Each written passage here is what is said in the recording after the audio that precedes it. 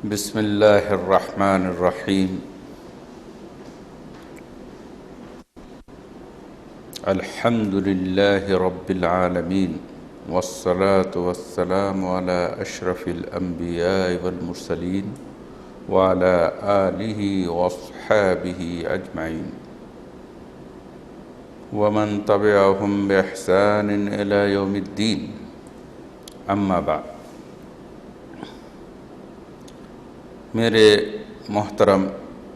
بھائیوں اور دوستوں، اللہ کے رسول صلی اللہ علیہ وسلم نے صحابہ کرام سے پوچھا کہ تم میں سے مفلس کون ہے؟ صحابہ کرام نے جواب دیا کہ مفلس وہ ہے جس کے پاس روپیہ پیسہ نہ ہو، درہم دینار نہ ہو۔ اللہ کے رسول صلی اللہ علیہ وسلم نے فرمایا کہ حقیقی مفلس وہ ہے جو قیامت میں اس حال میں آئے گا کہ اس نے دنیا میں نیکیاں کی ہوں گی، لیکن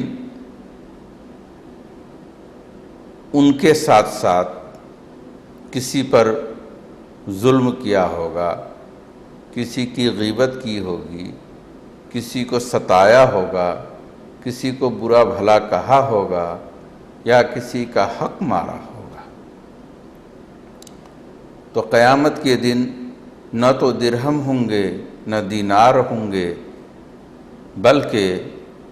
اس شخص کی نیکیاں کاٹ کر ان کے مظلومین تک پہنچا دی جائیں گی، ان کو دے دی جائیں گی، اس لیے کہ وہاں کوئی اور کرنسی نہیں ہوگی، وہاں کوئی اور روپیہ پیسہ نہیں ہوگا، بلکہ نیکیاں ہی کاٹ کر دی جائیں گی، یہاں تک کہ یہ لوگوں کے حقوق دیتے دیتے دیتے اس کی ساری نیکیاں ختم ہو جائیں گی، پھر لوگوں کے گناہوں کو اس کے اوپر مسلط کر دیا جائے گا، اس کے اوپر لاد دیا جائے گا اور اسے جہنم میں دھکیل دیا جائے گا۔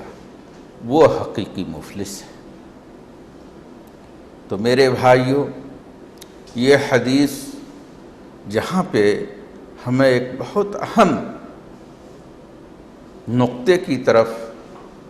توجہ دلاتی ہے کہ ہمیں اپنے حال پہ غور کرنا چاہیے۔ ایسا تو نہیں کہ ہم اس دنیا میں نیکیاں بھی کر رہے ہیں، نمازیں بھی پڑھ رہے ہیں، روزے بھی رکھ رہے ہیں، زکوٰۃ بھی دے رہے ہیں اور حج بھی کر رہے ہیں اور دیگر نیکیوں کے کام بھی کر رہے ہیں، صدقہ و خیرات بھی کر رہے ہیں، ماں باپ کے ساتھ حسن سلوک بھی کر رہے ہیں، اور ان تمام اعمال کے ساتھ ساتھ کسی پر ظلم کیا، کسی کا مال ہڑپ کر لیا، کسی کی زمین ہڑپ کر لی، کسی کا کچھ غصب کر لیا، کسی کو ستایا، کسی کو مارا، کسی کو پیٹا، تو قیامت کے دن جب ہم وہاں جائیں تو ہم وہاں پہ تہی دست نہ ہو جائیں۔ ذرا اس بات پہ غور کرنا ہے کہ ہم خالی ہاتھ نہ ہو جائیں۔ جب وہاں پہنچیں گے، وہاں ہمیں یہ تمام لوگ جو ہے جھگڑیں گے، یہ تمام لوگ اللہ رب العزت کے سامنے فریاد کریں گے کہ اے اللہ، اے پروردگار، اس بندے نے مجھ پر ظلم کیا تھا، اس بندے نے میرا مال ہڑپ کر لیا تھا، اس بندے نے میرا مال غصب کر لیا تھا، اس بندے نے مجھے گالیاں دی تھی، اس بندے نے مجھے ستایا تھا، مجھے میرا حق چاہیے۔ تو ہماری ایسی صورت میں یعنی ہماری نیکیاں کاٹ کاٹ کر ان لوگوں کو دے دی جائیں گی، مظلومین کو دے دی جائیں گی۔ تو میرے بھائیوں، کہیں ہمیں اور آپ کو، سبھی کو، سارے مسلمانوں کو اس بات پہ غور کرنا چاہیے کہ ایسا نہ ہو کہ ہم وہاں جا کے مفلس ہو جائیں، ایسا نہ ہو کہ ہم وہاں خالی ہاتھ ہو جائیں، ایسا نہ ہو کہ آخر میں جب نیکیاں بھی نہ بچیں تو لوگوں کے گناہ ہمارے اوپر جو ہے لاد دیے جائیں۔ تو اللہ تعالیٰ اس دن کے انجام بد سے ہمیں بچائے، اس دن ہمیں مفلس ہونے سے بچائے، اس دن ہمیں خالی ہاتھ ہونے سے بچائے، اور اللہ تعالیٰ ہمیں اس دنیا میں نیک اعمال کرنے کی توفیق عطا فرمائے، اور ہمیں اپنے اعمال کو محفوظ رکھنے کی توفیق عطا فرمائے۔ اور اس محفوظ رکھنے کی ترکیب یہی ہے کہ ہم ظلم سے بچیں، ہم غیبتوں سے بچیں، ہم کسی کی غیبت نہ کریں، کسی کے مال کو ہڑپ نہ کریں، اور ہم کسی کے اوپر ظلم نہ کریں۔ یہ اپنے اعمال کو جو حقیقی سرمایہ ہیں، ان اعمال کو محفوظ رکھنے اور باقی رکھنے کی صحیح ترکیب ہے۔ تو اللہ تعالی ہمیں اور آپ کو اس بات کی توفیق عطا فرمائے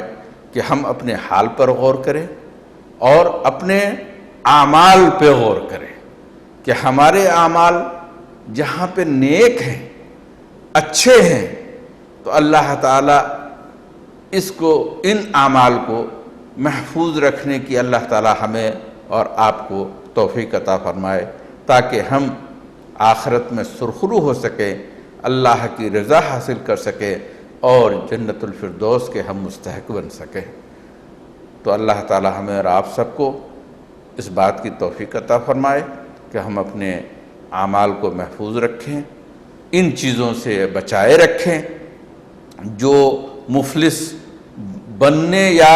مفلس بنانے کے جو اسباب ہیں، اللہ تعالیٰ ان سے ہمیں اور آپ کو محفوظ رکھے۔ وآخر دعوانا ان الحمد للہ رب العالمین۔